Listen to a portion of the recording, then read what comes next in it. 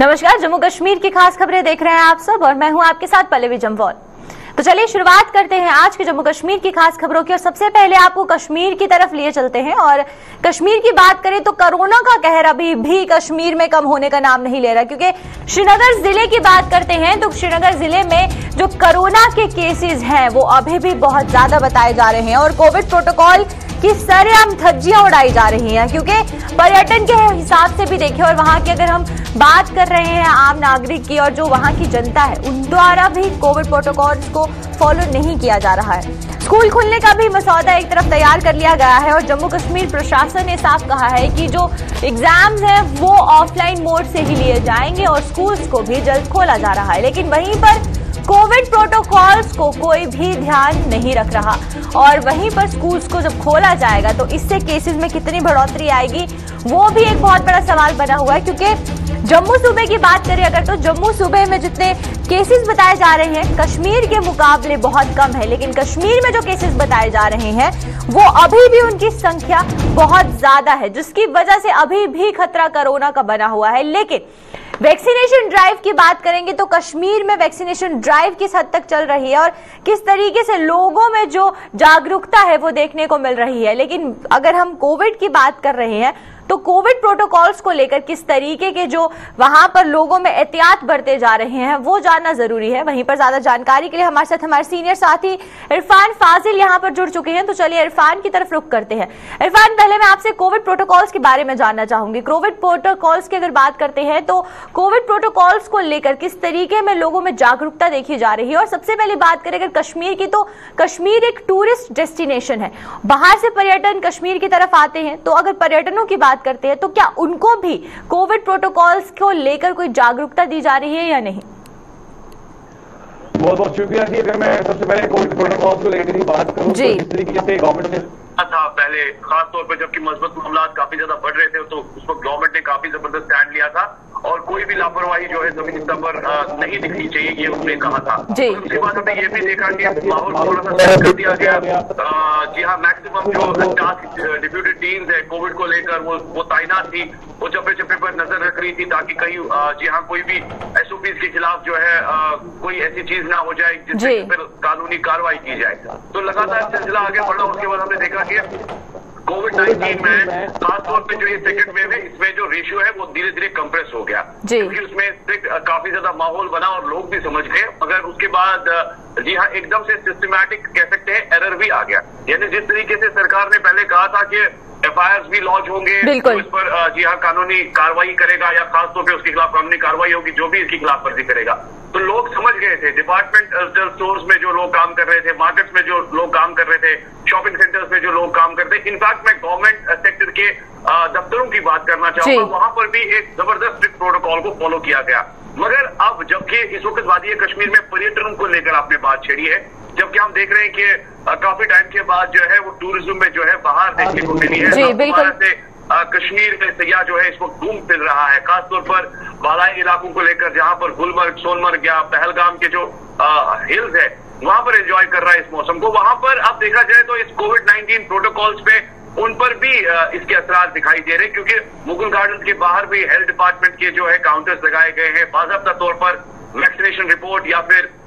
Testing के जो मामला है पूछे जा रहे हैं। मगर मैं आपको बताना चाहूंगा पल्लवी जी, अगर देखा जाए तो कल शाम को जिस तरीके से 98 केसेस सामने नजर आए हैं उसमें कश्मीर डिवीजन काफी ज्यादा बैडली हिटेड है, क्योंकि उसमें तकरीबन 4 की जो है मौत हो चुकी है। यानी श्रीनगर और बडगाम की अगर मैं बात करूं तो मस्बत मामला जो है वो तो ठीक है, मगर साथ ही साथ अब आप देखिए कि डेथ जो है जो खत्म हो गया था, डेथ रेशियो दिखाई नहीं दे रहा था, कल ये चीज जो है एकदम से सामने नजर आई जिसने थोड़ा सा माहौल को बदल दिया है। मगर उसमें सबसे बड़ी लापरवाही जो है वो देखिए दोनों साइड से है। यानी मैं गवर्नमेंट को भी दोष नहीं दूंगा और पब्लिक को भी ये कहूंगा कि वो थोड़ा अवेयर रहे, क्योंकि एक साइड से अगर गवर्नमेंट बार बार कोविड SOPs को लेकर जोर दे रहा है, समझा रहा है, मगर जमीनी स्तर पर हम देख रहे हैं कि लोगों की तरफ से लापरवाही जो है वो बहुत ज्यादा बढ़ गई है। ट्रांसपोर्टेशन की मैं बात करूंगा, ट्रांसपोर्टेशन में अब आप देख लीजिए, जबकि ड्राइवर साहिबान जो है सिगरेट भी पीते हैं, मास्क भी नहीं लगाते हैं और एकदम से हुजूम गाड़ी में रखते हैं और उसके बाद जी हाँ कौन सी समाजी दूरी है नंबर 1। दूसरी बात यह है कि अगर देखा जाए शॉपिंग मॉल्स को लेकर या बाजारों को लेकर जो पहले स्ट्रिक्ट एडहेरेंस फॉलो करने के लिए कहा था कोविड-19 को लेकर, वो चीज जो है वो खत्म हो गई। लाउड स्पीकर पे बार बार बताया जा रहा था कि समाजी दूरी रखिए, मास्क पहनिए। तकरीबन 100 में से 1% अगर आप देखें मार्केट में इस वक्त लोग जो है मास्क पहन रहे हैं, क्योंकि वो शायद भूल गए हैं कि कोविड अभी है। इसके साथ साथ अगर आप देखेंगे सरकारी दफ्तरों की बात करें, क्योंकि सरकारी दफ्तरों पर भी जोर दिया गया था विदाउट मास्क, या किसी बैंक पर अगर आप जाते हैं, कहीं भी डिपार्टमेंट में आप जाते हैं तो आपको वहां कामकाज के हवाले से तभी काम मिलेगा जब आपने मास्क पहना होगा या 2 गज दूरी आप मेंटेन करेंगे। तो वो चीजें जो है वो भी लापरवाही जो है जमीनी स्तर पर है और उस पर सरकार की भी नजर है। सरकार एडमिनिस्ट्रेशन, मैं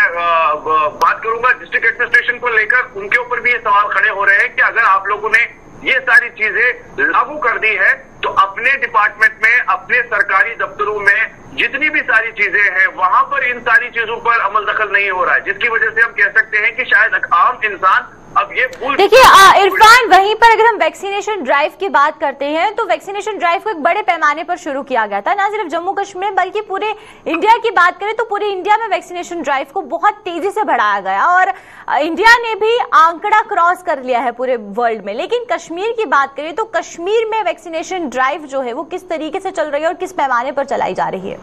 देखिए पल्लवी जी, अगर मैं आपको बताऊं कि अभी नेबरिंग कंट्रीज की बात करेंगे, आपने देखा होगा चाइना वगैरह में दोबारा से इसको बिल्कुल एक नया रुख मिल रहा है। और साथ ही साथ अगर देखें अपने इंडिया में जितने भी स्टेट थे वहां पर अब थर्ड वेव के भी मजबूत मामला जो है सामने नजर आ रहे हैं, जबकि ये भी बड़ी बात है कि हमारा जो इंडिया है इसमें मुकम्मल तौर पर लाखों करोड़ों जो डोजेज है वो भी कंप्लीट हो गए हैं वैक्सीनेशन को लेकर। जबकि अगर हम जम्मू कश्मीर की बात करेंगे, जम्मू कश्मीर सरकार ने भी कहा कि 100% डोजेज कंप्लीट हो गए, यानी फर्स्ट डोज जो है वो कंप्लीट हो चुका है, अब 18 और सेकंड डोज पर काम चल रहा है। मगर इसमें एक और खबर सामने नजर आ रही है स्कूलों को लेकर। जी बिल्कुल, स्कूल जो है वो खुलेंगे और स्कूल के साथ साथ जो एग्जामिनेशन है वो भी होंगे, मगर जहां पर आप स्कूल खोल रहे हैं, जहां पर आप एग्जामिनेशन कंडक्ट कर रहे हैं वो भी ऑफलाइन मोड पर, वहां पर आपने अभी उन प्राइमरी डिपार्टमेंट के बच्चों को वैक्सीन नहीं किया। Exactly. और साथ ही साथ और दूसरी बात यह है कि अगर आप स्कूल खोलते हैं, बच्चा स्कूल जाएगा, विंटर सेशन स्टार्ट हो चुका है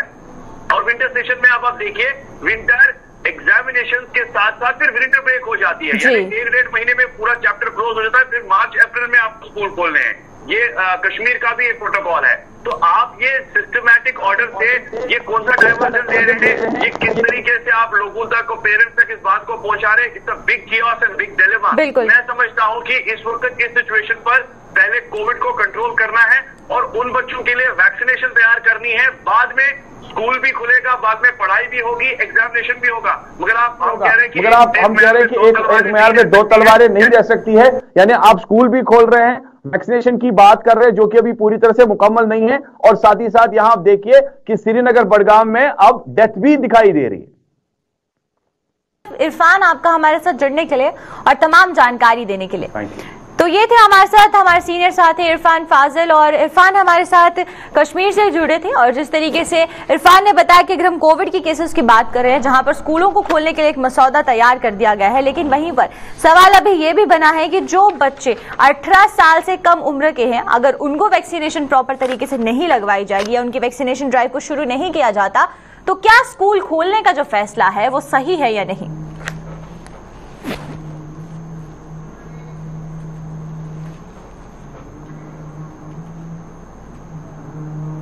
अब कश्मीर के बाद आपको किश्तवाड़ ले चलते हैं। किश्तवाड़ की बात करते हैं तो किश्तवाड़ में हमें परियोजनाओं के साथ अब जो है खिलवाड़ होता हुआ नजर आ रहा है। किश्तवाड़ में पकल ढूल परियोजना का कामकाज चौथे दिन भी ठप नजर आ रहा है और साथ ही साथ पकल ढूल की बात करें तो ढूल साइट पर आज भी कामकाज नहीं हो पाया और जो कारण बताया जा रहा है वो ये बताया जा रहा है क्योंकि पुलिस द्वारा किए गए लाठीचार्ज के विरोध में मुलाजिमों ने आज गुस्सा दिखाते हुए चौथे दिन भी जो पकल ढूल परियोजना है उसका कामकाज बंद रखा है। बाहरी राज्यों से जो लोग काम करने यहाँ पर आए थे उसको लेकर ये विवाद शुरू हुआ था। स्थानीय लोगों का कहना था कि अगर बाहर से ही मुलाजिम यहाँ काम करने आएंगे तो जो वहां पर मुलाजिम मौजूद है उनको रोजगार किस तरीके से मिल पाएगा। जिसके बाद ये पूरा विवाद शुरू होने के बाद पुलिस द्वारा लाठीचार्ज किया गया था और जिसके विरोध में मुलाजिमों ने आज चौथे दिन भी ये जो कामकाज है इसको ठप रखा है। वहीं पर ज्यादा जानकारी क्या कुछ है और अब क्या ताजा स्थिति वहां से निकलकर सामने आ रही है, तो ज्यादा जानकारी के लिए अजय शान हमारे साथ यहाँ पर किश्तवाड़ से जुड़ चुके हैं। तो चलिए अजय से जानते हैं। अजय, मैं आपसे पहले जानना चाहूंगी कि अब जिस तरीके से वहां पर चौथे दिन भी परियोजना का जो काम है वो बंद रहा है, तो क्या इसकी शुरुआत करने के लिए अभी तक वहां पर कोई भी हायर ऑफिशियल नहीं गया, मुलाजिमों से बातचीत करने के लिए उनको आश्वासन देने की कोशिश नहीं की गई, या उनसे ये जो मसला है ये सुलझाने की बात अभी तक शुरू ही नहीं की गई?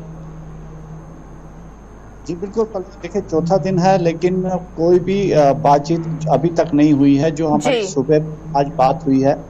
तो कोई बातचीत वहां पर नहीं हुई है। कल एक गेट मीटिंग वहां पर हुई थी वर्कर्स की तरफ से, उन्होंने अपना मुद्दा फिर सामने रखा है। लेकिन जो अफगान एडमिनिस्ट्रेशन है, जो कंपनी वहां पर कंस्ट्रक्शन काम कर रही है, उनकी तरफ से कोई अप्रोच नहीं किया गया है वर्कर्स के साथ। तो कहीं ना कहीं स्टैंड अप बना हुआ है कंपनी और वर्कर्स के बीच में। जो नाराजगी है वो बेसिकली जैसे आपने भी कहा कि जो वर्कर्स बाहर से लाए गए, लोगों का ये कहना है कि जब परियोजनाएं यहाँ पर लाई गई तो ये दावे किए गए थे कि रोजगार स्थानीय लोगों को मिलेगा, लेकिन स्थानीय लोगों को नजरअंदाज करते हुए बाहर से वर्कर्स लाए गए, जिससे लोगों में गुस्सा था। और जब उसको लेकर नाराजगी जताई गई तो कहीं ना कहीं पुलिस का जो दखल हुआ उसने आग में घी डालने का काम किया है और लोग भड़क गए। उनका ये कहना था कि परिवार है, अफगान कंपनी या मुलाजिम जो भी है एक परिवार है, परिवार आपस में बैठ के बातचीत करके हल निकाल सकता था। लेकिन जिस तरह से पुलिस ने इंटरफेयर किया है, किसके कहने पे किया वो सवाल दूसरा है, लेकिन लाठियां बांधी तो उसके चलते कहीं ना कहीं परेशान हो गए, गुस्सा हो गए, तो उन्होंने ये काम बंद कर दिया। और चौथा दिन आज है कि काम बंद है। यहाँ मैं आपको ये बताते चलूं कि किश्तवाड़ एक पहाड़ी क्षेत्र है, यहाँ पर कोई इंडस्ट्री नहीं है, कोई दूसरा काम काज नहीं है। बड़ी उम्मीदें लोगों को इस प्रोजेक्ट से है और इन हालात में अगर आप बाहर से स्टाफ लाते हैं तो लोग तो भड़केंगे, ये पहले से पता था। तो कंपनी ने क्यों ऐसे किया है, क्या वजह है, ये एक पहलू है।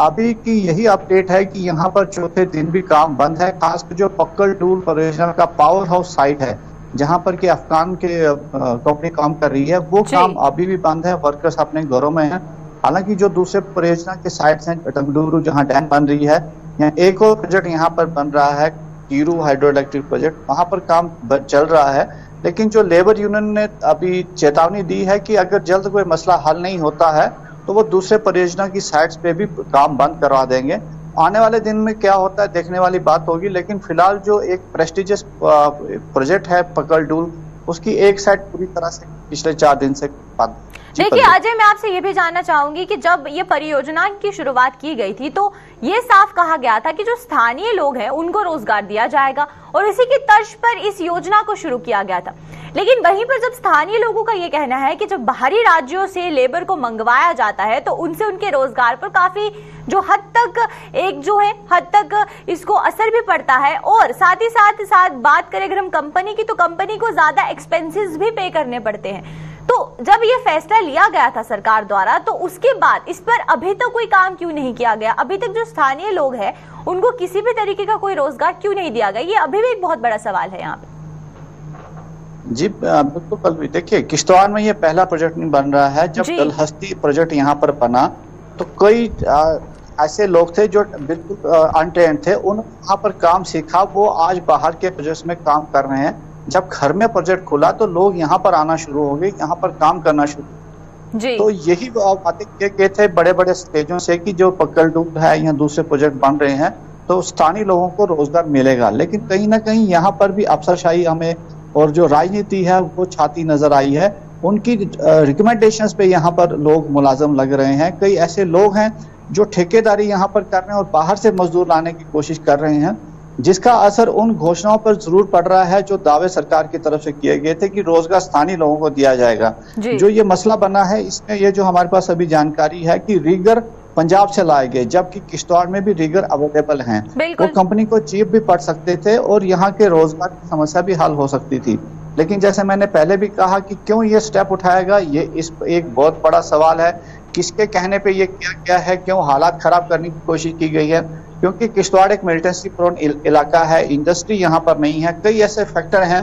कि सरकार चाहती है कि यहाँ पर शांति बनाए रखने के लिए बेरोजगार युवाओं को रोजगार मिले। लेकिन अगर उसी पॉलिसी के अगेंस्ट कंपनी जा रही हैं और कुछ लोग उसमें साथ दे रहे हैं, तो एक बड़ा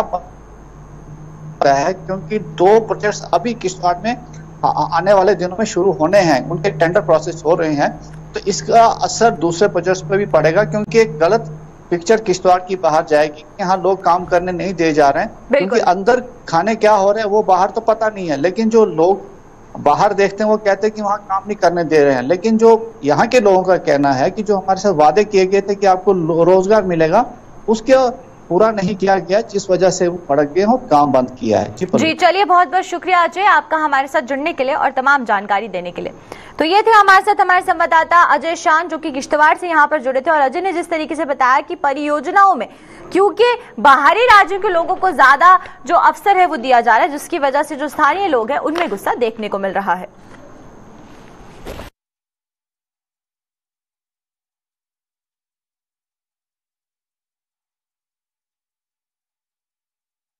तो चलिए अब बढ़ते हैं अगली खबर की तरफ। त्योहारों की बात करें तो त्योहारों के सीजन की जो शुरुआत है वो हो चुकी है, और आज धनतेरस के उपलक्ष्य पर बाजारों में किस तरीके की रौनक देखने को मिल रही है, क्योंकि कोरोना के बाद अब महंगाई ने भी त्योहारों का मजा किरकिरा करना शुरू कर दिया है। धनतेरस के त्योहार पर बाजारों में कहीं पर भी जो धन है वो बरसता हुआ नजर नहीं आ रहा, और सरकारी मुलाजिमों की जहां एक तरफ चांदी है, वहीं पर अगर हम प्राइवेट सेक्टर की बात करें तो निजी सेक्टर से जुड़े हुए जितने भी मुलाजिम हैं उन पर महंगाई की मार पड़ रही है। छोटे दुकानदारों को उम्मीद है कि महंगाई की वजह से जो है उनका कारोबार इस बार भी मंदा ही रहेगा, लेकिन वहीं पर जहां पर धनतेरस का उपलक्ष्य है आज और लोग अमूमन बाजारों में जाकर खरीदारी करते हैं, लेकिन जहां पर पेट्रोल की बात करें, डीजल की बात करें, रसोई गैस की बात करें, तो जिस तरीके से प्राइसेस बढ़ते जा रहे हैं उस वजह से काफी ज्यादा जो महंगाई है उसकी मार एक आम आदमी को झेलनी पड़ रही है। ज्यादा जानकारी के लिए हमारे साथ हमारे संवाददाता यहाँ पर अनिल जुड़ चुके हैं, तो चलिए अनिल की तरफ रुख करते हैं। अनिल, पहले हम बाजारों की बात करेंगे, तो बाजारों में किस तरीके का माहौल देखने को मिल रहा है, क्योंकि धनतेरस है आज, तो क्या रौनक जो है वो जम्मू शहर के बाजारों में नजर आ रही है? अगर हम बात करें गुलिस्तान के जितने भी हमारे दर्शक इस समय देख रहे हैं, मैं उनको धनतेरस की बहुत बहुत शुभकामनाएं देना चाहूंगा। और इस धनतेरस के त्योहार पर पूरे देश भर से इस समय जो है पूरी तरह से जो है इस खुशनुमा माहौल में मना रहा है। और कहे ना कि बाजारों की रौनक की बात करें तो बाजारों के इस समय रौनक जो है चहल पहल पूरे जम्मू कश्मीर में देखने को मिल रही है, हालांकि पूरे भारतवर्ष में इस समय देखने को मिल रही है, क्योंकि लगातार मैं इसके साथ साथ अहम चीजें जो मैंने देखी है बारीकी के साथ, जो ग्राउंड स्थिति में मैंने जायजा लेने की कोशिश की है, और कल कुछ मेरे व्यापारी वर्ग से बातचीत हो रही थी, उनका ये कहना था कि कहे ना कि आम जनता तो वहां पर त्योहारों में आती हुई तो नजर आ रही है, मगर जो बेरोजगारी अगर हम बात करते हैं या इसके साथ साथ जो लगातार कोरोना काल हो या फिर लगातार प्राइवेट सेक्टर की अगर हम बात करते हैं, तो उनकी सैलरीज को लेकर जो है काफी ज्यादा इशू आया है। बिल्कुल, कहीं ना कहीं जो आम जनता की कमर जो है इस त्योहार पर भी जो है पड़ती हुई काफी ज्यादा असर जो है वो देखने को मिला है। देखिए अनिल, यही चीज मैं आपसे जानना चाहूंगी कि महंगाई की भी बात करें अगर हम, तो पेट्रोल, डीजल और रसोई गैस के दाम जिस तरीके से बढ़ते जा रहे हैं, और उसके बाद आपने प्राइवेट सेक्टर एम्प्लॉयज की बात की, तो जितने भी निजी सेक्टर के एम्प्लॉयज है उनकी तनख्वाह उतनी ही है, तो इससे जो असर है वो त्योहारों पर किस तरीके से पड़ रहा है? क्योंकि कारोबारियों की बात करें तो कारोबारियों का भी यही एक उम्मीद लगाकर बैठे थे कि कोरोना के बाद शायद उनका व्यापार अब अच्छा हो सकता है, लेकिन अब महंगाई की वजह से उनके व्यापार पर काफी ज्यादा असर पड़ रहा है। देखिए ना, साफ तौर पर कारोबारियों की अगर हम बात करते हैं तो कारोबारी का जो कारोबार था वो पटरी पर तो आया था, मगर जिस तरह से कोरोना की मार के बाद एकदम से जो है फ्लक्चुएट जो पेट्रोल डीजल हो या रसोई गैस हो या फिर उसके साथ साथ आम जनता की सैलरी की बात करें तो वो कहीं ना कहीं उनकी कमर जो है पूरी तरह से टूटती हुई नजर आई है। बिल्कुल, एक तरफ महंगाई की मार और एक तरफ जो प्राइवेट सेक्टर की मार इस समय आप देख रहे हैं कि लगातार चाहे वो प्राइवेट सेक्टर के टीचर्स हो या फिर जितने भी एम्प्लॉइज प्राइवेट सेक्टर के साथ जुड़े हुए हैं, उनका कहीं ना कहीं जो है इस समय कहीं ना कहीं पूरी तरह से उनकी कमर जो है वो बिल्कुल बिल्कुल। चलिए, बहुत बहुत शुक्रिया अनिल आपका हमारे साथ जुड़ने के लिए और तमाम जानकारी देने के लिए।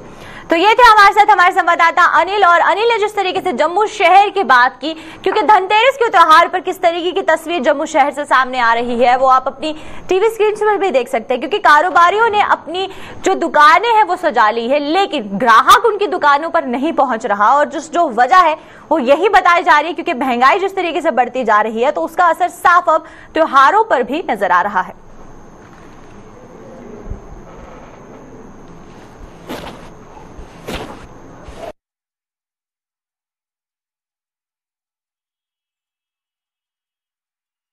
तो चलिए अब हम चलते हैं सांबा की तरफ, और सांबा की अगर बात करें तो सांबा में जिस तरीके से जहां पर एक तरफ महंगाई बढ़ती जा रही है, वहीं पर अब डेवलपमेंट के कार्यों की बात करते हैं तो सांबा में नया बस स्टैंड शुरू ना होने का खामियाजा लोगों को भुगतना पड़ रहा है। और साथ ही साथ हाईवे की बात करें तो हाईवे पर फ्लाईओवर के निर्माण के बावजूद भी प्रशासन ने अभी तक बस स्टैंड को लेकर कोई भी कदम यहां पर नहीं उठाया है। हाईवे पर लगातार लगने वाले जाम के बावजूद भी लंबी तारें यहां पर प्रशासन सोता हुआ नजर आ रहा है, क्योंकि हाईवे के निर्माण के बाद जो फ्लाईओवर का कार्य निर्माण किया गया था वहां पर, उसकी वजह से भी जो है हाईवे पर लगातार लगने वाले जाम के बाद भी ट्रैफिक पुलिस ने इसको लेकर कोई भी जिम्मेदारी यहां पर नहीं निभाई है। और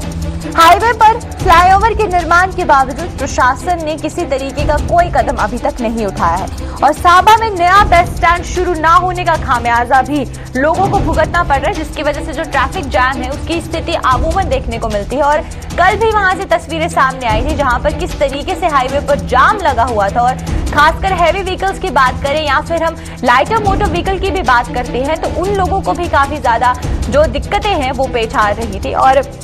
साथ ही साथ ट्रैफिक पुलिस की बात करें तो ट्रैफिक पुलिस द्वारा भी किसी तरीके का कोई भी यहां पर कदम नहीं उठाया जा रहा। आप तस्वीरों में भी साफ देख सकते हैं कि कितना ज्यादा जो ट्रैफिक जाम है वो लगा हुआ है, क्योंकि फ्लाईओवर का निर्माण हो रहा है, उसको लेकर काफी दिक्कतें जो है वो प्रशासन उसकी तरफ कोई कदम नहीं उठा रहा, और लोगों को खासकर जो पर्यटक आते हैं या फिर जो ट्रैवलर्स हैं अमूमन उनको भुगतनी पड़ रही है। ज्यादा जानकारी के लिए हमारे साथ हमारे संवाददाता ऋषि यहाँ पर जुड़ चुके हैं, तो चलिए ऋषि की तरफ रुख करते हैं। ऋषि, मैं आपसे जानना चाहूंगी कि पहले हम बात करें अगर हाईवे के जो ट्रैफिक जाम की स्थिति बनी हुई है, इससे लोगों की तरफ से किस तरीके का रोष देखने को मिल रहा है, किस तरीके का जो गुस्सा है वो प्रशासन की तरफ देखने को मिल रहा है? यहाँ फ्लाईओवर बनना चाहिए, क्योंकि सांबा अगर हाईवे की बात करें तो जो 2 किलोमीटर का स्ट्रेच है जो आर्मी कैंट से शुरू होता है और लगभग बसंतर दरिया के आसपास तक ये जो स्ट्रेच है ये काफी ज्यादा ये लगातार एक्सीडेंट प्रोन बनता जा रहा था, और इसके ऊपर कोई संज्ञान नहीं। सरकार को भी गुहार लगाई जा रही थी यहाँ पर फ्लाईओवर बनाया जाए ताकि सड़क हादसों का जो ग्राफ है वो कम हो जाए। वो इसलिए कम होगा क्योंकि जो तेज रफ्तार की गाड़ी आएगी जो टुवर्ड जी ऋषि, मैं आपसे ये भी जी ऋषि, वहीं पर अगर हम बात करें फ्लाईओवर के कार्य का ये जो निर्माण यहाँ पर हो रहा है, कितने सालों से ये निर्माण चल रहा है और कितने साल लगे, क्योंकि ट्रैफिक जाम की जो स्थिति है वो बढ़ती ही जा रही है उसकी वजह से? जी देखिए, बिल्कुल मैं वही विस्तार से आपको बता रहा हूँ। ये फ्लाईओवर 1.5 साल की जो वो कंप्लीट होना है, अभी 15 से 20 दिन पहले इसका काम शुरू हुआ है, लेकिन यहाँ पर ट्रैफिक जैम इतना ज्यादा हो चुका है कि इसके ऊपर कंट्रोल कर पाना ट्रैफिक इसके हाथ से भी निकल चुका है। और यहाँ पर मेन कारण जो है वो जाम का ये लगता हुआ नजर आ रहा है कि जो कठुआ रूट की बसें जब पिक एंड ड्रॉप करती है बीचों बीच गाड़ी लगा देती है, जिसके चलते जो पीछे वाली गाड़ी है वो फंस जाती है और काफी ज्यादा ट्रैफिक जैम हो जाता है। और खासतौर पर जो नो पार्किंग जोन एरिया है वहां पर भी लोग पार्किंग जो अपनी गाड़ियों की कर देते हैं, तो उससे ट्रैफिक जैम पूरी तरह से जो वो यहाँ देखने को मिलता है, यहाँ यातायात पूरी तरह से अवरुद्ध हो जाता है। इसके चलते अगर न्यू बस स्टैंड सांबा की बात करें तो इसे इतने तशद्दुद से बनाया गया था कि यहाँ पर इसे फंक्शन किया जाएगा, हर गाड़ी यहाँ पर लगेगी, पिक एंड ड्रॉप यहीं से होगा। लेकिन मुझे लगता है कि वो पैसा वेस्टेज है, उसके ऊपर कोई काम नहीं किया। जितने भी यहाँ पर आए उन्होंने ये कहा था कि हम इसे फंक्शन करेंगे, लेकिन नहीं किया गया। लेकिन अब अगर बात करें फ्लाईओवर की तो ये काम बाधित नहीं होना चाहिए, जिसके चलते प्रशासन को चाहिए था कि ट्रैफिक जैम की स्थिति यहाँ पर उत्पन्न ना हो, जिसके चलते जो भी कठुआ की तरफ गाड़ी जाती है, जम्मू की ओर गाड़ी आती है, वो न्यू बस स्टैंड पर ही अपना हॉल्ट ले, वहां पर रुके, वहीं से पिक एंड ड्रॉप करे तो शायद जाम की यहाँ पर नहीं बने, लेकिन प्रशासन अभी भी संज्ञान नहीं ले रहा। और मुझे लगता है कि अगर 1.5 साल तक ये जो फ्लाईओवर का काम चल रहा है तो 1.5 साल तक हमें इसी तरह से जान की। बिल्कुल। देखिए ऋषि, आखिरी सवाल मेरा आपसे ये रहेगा, अगर हम बात करें जो ट्रैफिक पुलिस है वो अमूमन अवेयरनेस ड्राइव चलाती रहती है, लेकिन वहीं पर यहाँ पर कहीं पर दूर दूर तक जो है वो स्थिति का जायजा लेती हुई ट्रैफिक पुलिस नजर नहीं आ रही है। तो लोगों को अवेयर करने से पहले कितना जरूरत की बात है कि यहाँ पे पहले खुद जो है वो कदम उठाया जाए और ट्रैफिक को कंट्रोल किया जाए। देखिए बिल्कुल, मैं ट्रैफिक पुलिस को लेकर बात करूंगा कि मूक दर्शक बनकर यहाँ खड़े रहते हैं, कोई भी कार्य नहीं बनता था। क्या वो अपनी ड्यूटी को अभी भी बखूबी नहीं समझ पा रहे कि उनकी ड्यूटी क्या है? एक साइड पर आप देख सकते हैं कि ट्रैफिक पुलिस कर्मी जो है वो चालान काटते हुए नजर आते हैं, लेकिन शायद अपनी वो ड्यूटी जो पब्लिक के हित को लेकर देनी है वो नहीं दे पा रहे हैं। यहाँ पर अवेयरनेस लाने की कितनी जरूरत है ट्रैफिक पुलिस द्वारा। यहाँ पर आज उनको अपनी ड्यूटी निभाने का एक मौका मिला था, यहाँ पर भी अपनी ड्यूटी वो नहीं निभा पा रहे और मुक्त दर्शक बनकर वो खड़े रहते हैं और लंबा जाम, यहाँ मीलों लंबा जाम जो देखने को मिलता है। और अभी भी मैं इसी फ्लाईओवर के पास खड़ा हूँ और अभी भी अगर मैं आपको पिक्चर दिखा पाता तो मैं साफ तौर पर देख पा रहा हूँ कि यहाँ पर अभी भी ट्रैफिक जाम की स्थिति जो है वो अब 24 घंटे देखने को मिल रही है, दिन हो शाम हो। और इसका असर जो होगा वो होगा जो सरकारी मुलाजिम है जो अपने दफ्तरों में जाने वाले हैं वो वहाँ अपने टाइम पर नहीं पहुंच पाएंगे, जो स्कूल कॉलेज जाने वाले बच्चे वो नहीं पहुंच पाएंगे। तो उसका काफी असर पड़ रहा है। इसको लेकर प्रशासन को चाहिए कि न्यू बस सांबा को जल्द से जल्द फंक्शन किया जाए, वहाँ पर पिक एंड ड्रॉप जो वो बसेस वहीं से करें, वो ज्यादा अच्छा रहेगा। नहीं तो आने वाले दिनों में काफी एक ये जो एरिया है ये लगातार दोबारा से एक्सीडेंट होने के लिए बनेगा। यहाँ पर हसड़ खास जी चलिए, बहुत बहुत शुक्रिया ऋषि आपका हमारे साथ जुड़ने के लिए और तमाम जानकारी देने के लिए। तो ये थे हमारे साथ हमारे संवाददाता ऋषि, और ऋषि सांबा से यहाँ पर जुड़े थे। और जिस तरीके से हम ट्रैफिक की बात करते हैं तो ट्रैफिक की जो स्थिति बनी हुई है हाईवे पर वो आप साफ देख सकते हैं, क्योंकि फ्लाईओवर के निर्माण की वजह से ये जो स्थिति है ट्रैफिक जैम की वो देखने को मिल रही है। लेकिन वहीं पर ट्रैफिक पुलिस की अगर बात करें तो ट्रैफिक पुलिस द्वारा किसी तरीके की कोई भी कदम यहाँ पर ट्रैफिक व्यवस्था को सुचारू करने के लिए नहीं उठाया जा रहा।